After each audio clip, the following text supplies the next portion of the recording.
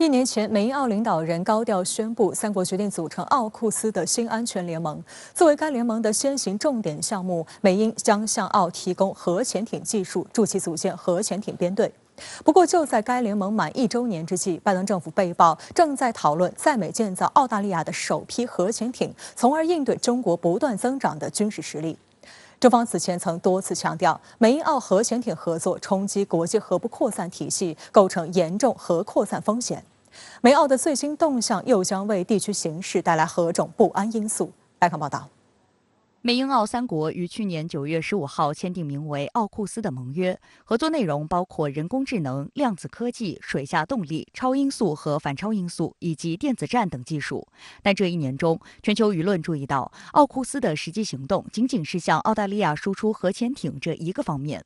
周五，奥库斯发表声明，声称坚定致力于协助澳大利亚尽早具备核潜艇能力。同日，美国《华尔街日报》爆料称，美国政府正就美国为澳大利亚建造首批核动力潜艇事宜与澳政府进行讨论。从核动力潜艇技术转让到由美国为澳大利亚建造首批核潜艇，拜登政府的这一打算引发外界高度关注。澳大利亚副总理兼国防部长马勒斯曾多次强调，澳大利亚获得核潜艇的紧迫性，因为澳大利亚之前撕毁了与法国签署的价值500亿美元的常规动力潜艇合约，这有可能导致澳军将出现潜艇的空窗期。马勒斯曾透露，澳方有望在2023年上半年发布初步公告，确认核潜艇的型号选择。但他预计，第一艘澳大利亚核潜艇至少要到2040年才能服役，还要再过10年，也就是到2050年前后才能具备作战能力。此前，澳大利亚主流媒体都认为，澳方想通过奥库斯从美英手中购买核潜艇的可能性很渺茫。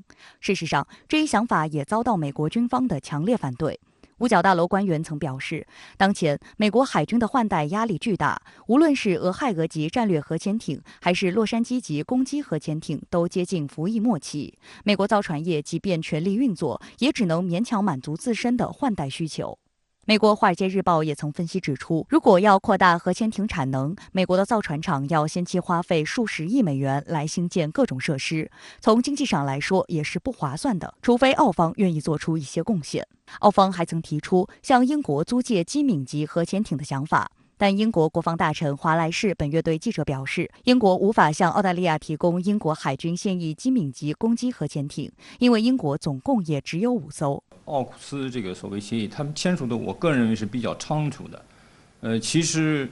并没有和这种制造商啊这些经过严格的这种研判，到底多长时间能造出来。那么以至于现在传出来的声音是，他们可能不能够按期交付。澳大利亚前外交官、政治评论员布鲁斯·黑格近日发文指出，无论从哪个角度看，奥库斯更像是一场骗局。黑格认为，虽然澳方一些政客和媒体经常把奥库斯协议这个名词挂在嘴边，然而事实上，在公共领域的许多问题上，美英澳三国根本没有达成一致，协议更是无从谈起。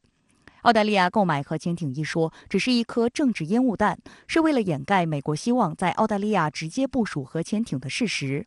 美国借表面上的潜艇交易，把澳大利亚作为基地，对中国形成吓阻和对抗之势。美国海军陆战队已经进驻了位于达尔文市澳大利亚陆军第1装甲团兵营。现在，美国想对位于弗里曼特尔的澳大利亚海军斯特林基地进行升级改造，以便能够停靠美国核潜艇。美国还想在澳大利亚东海岸新建一个潜艇基地。外界也不断质疑澳大利亚拥有核潜艇的必要性，因为澳大利亚地处南半球底端，2战结束以来从未受到任何军事威胁，为何要发展一种具有远航攻击能力的武器？答案只能是配合美国印太战略。其实美国搞这个奥库斯呢，实际上是把澳大利亚作为一个马前卒来驱使。因为美国呢看到中国的崛起呢，按照美国的这个冷战思维定势，他认为中国的崛起必然会这个以牺牲美国的利益为代价，所以呢，美国要构建这种围堵中国的包围圈。那么美国感到以他自己一家的实力还不够，做不到这一点，因此他要把更多的国家拉进来。美英澳核潜艇合作冲击国际核不扩散体系，构成严重核扩散风险，引发国际社会的普遍担忧。新西兰、印尼和马来西亚等国就明确表示，将禁止澳大利亚核潜艇驶入该国水域。上周，中方推动国际原子能机构理事会在单独正式议题下专门讨论美英澳核潜艇合作问题。中国常驻维也纳联合国代表王群大使列出了这3国核潜艇合作的7大问题，并表示，美英澳核潜艇合作是不扩散核武器条约达成以来，核武器国家首次公然向无核武器国家输出成吨的核武器材料。不光是输出数量大，在浓缩铀丰度上，美英直接向澳输出丰度超过90%的武器级高浓铀，远超其为伊朗划定的3.67%红线。美英澳核潜艇合作是涉及核武器材料的非法转让，是赤裸裸的核扩散行径。但一直以来3国始终回避